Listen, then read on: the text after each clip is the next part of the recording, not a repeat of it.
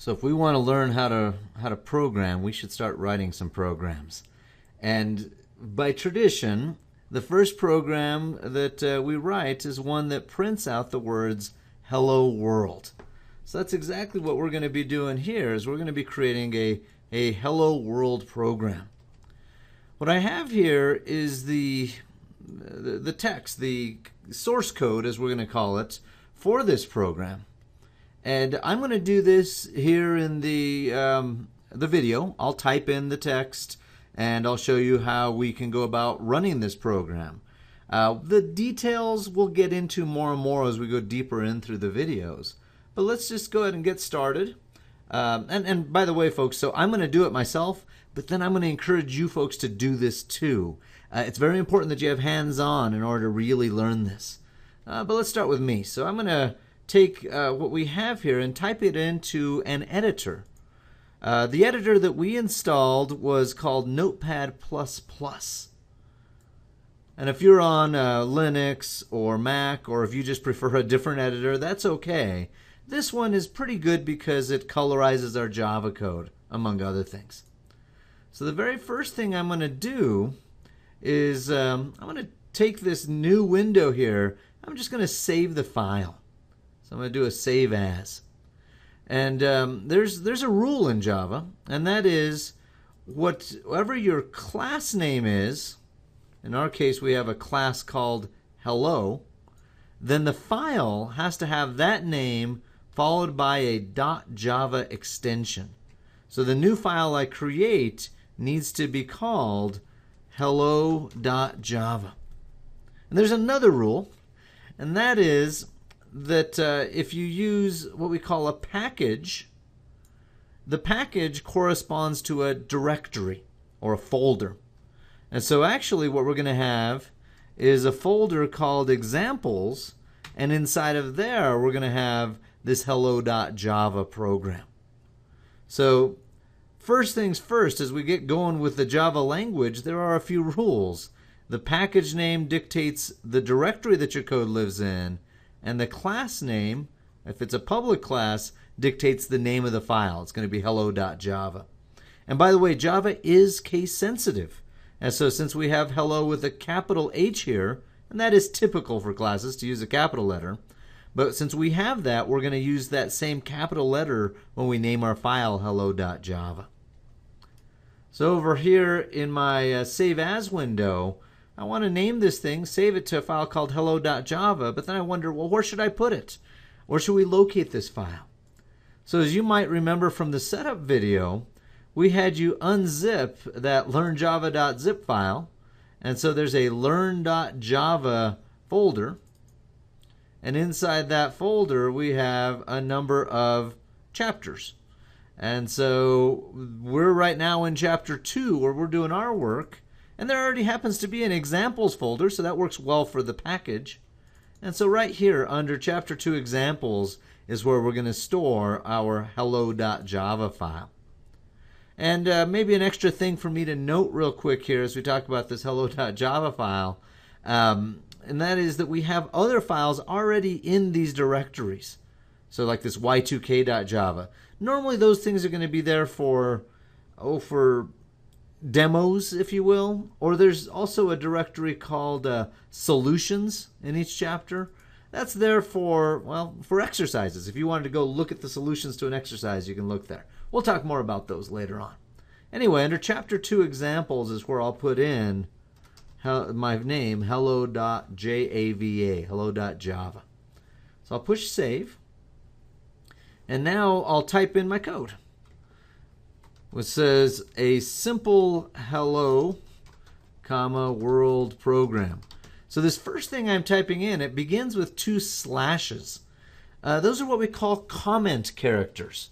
A comment is something that isn't really part of your program. It doesn't actually run in your program, but it's used to document the program, to describe what's going on. In the case of these double slash comments, everything from this point to the end of the line would be a comment, would be something that's like documentation. And so do we have to type in these comments? We do not. And so in a moment when you're typing this in yourself, if you wanted to skip these comments or maybe just do the very first line and not all three, that's okay, I suppose. I'm typing them in because I want to, I suppose, give you reinforcement that that file name has to be the same as the class name, but adding a Java extension. That's why we've used hello.java for our file name. Okay, we have a package called examples. Notice the word package turned out in purple here in this particular editor. In Notepad++, it knows what we're doing. It knows we're doing Java. And the way it knows that is because our file is called hello.java. And so any keywords, any reserved words in the language, Notepad++ highlights those in purple. So package is a keyword. It's a reserved word in Java.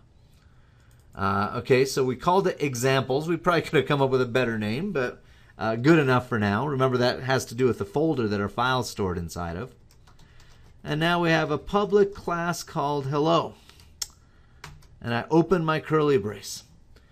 First of all, public and class, notice those are showing up in purple. That means they're keywords. They're reserved by the language. And our class name typically starts with a capital letter. So we have a capital H, hello. In Java, this is an object-oriented language, meaning everything is going to live inside of a class. And as you learn more about Java, learn more and more about programming, you'll have more exposure to the whole world of OO. We'll keep things pretty simple in this course. Okay, we have an open curly brace.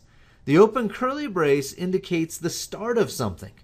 And so we're starting the class with an open curly brace, and then we end it down below with a closed curly brace. When I type in my programs, I prefer to open my curly brace and immediately close it. So I do an open close. That way I don't forget it, I guess. That's why. So I don't forget things.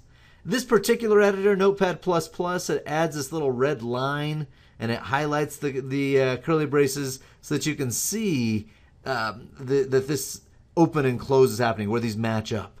So if I click away from the curly braces, they're no longer in red. But when I click next to it, you can see where the open closes, where they match up. This will be more evident as I type in a little more code. So on the next line, it has this public static void main string bracket args. Well, we're going to talk more about that coming up mostly in the next video, well, the next section of videos. But just to give you a sense of this, what this is what's called a main method. And the main is where everything starts in Java. So if you're going to run this program, the program looks for the main to say, what do I do? Where do I start? Well, main itself has curly braces. And so now you can really distinguish. You can see if I click over the class curly braces, you see the beginning and end in red. If I click on the main curly braces, they're a different beginning and end. And one of the things we like to do in Java and in many languages is indent. So if you start a new construct, so we started a class, we indent all the code. I just push tab. You can do a couple spaces if you'd rather. But we indent all the code inside of that class. And then the main, it starts its own thing, start of the main, end of the main. So any code inside of here will be further indented. So for example, we're doing this system out println hello space comma world. This editor has gotten fancier than I remember it. It's giving me all those drop downs. You can see as I start typing, it gives me a bunch of choices. And these choices, I don't even know exactly where they're coming from. I think this is everything that this editor could possibly know. It's giving you those choices. There's other editors, things like Eclipse that we'll mention a little later on, that are much more Java-centric in their suggestions. Anyhow, so we have inside of the main this printout. So we're saying print to out, the standard output. In our case, it's going to be just to the screen, the words hello world. Notice the semicolon at the end of this statement. That means we're done with that line of code. In general, if we have an open curly brace after a line of code, then you wouldn't put a semicolon because we're not done. We're saying we're starting our class. Here's the start, and it doesn't finish till down here. Here's our main. We start it. It doesn't finish till down here. But the printout, it kind of starts and ends all on one line, so we end it with a semicolon.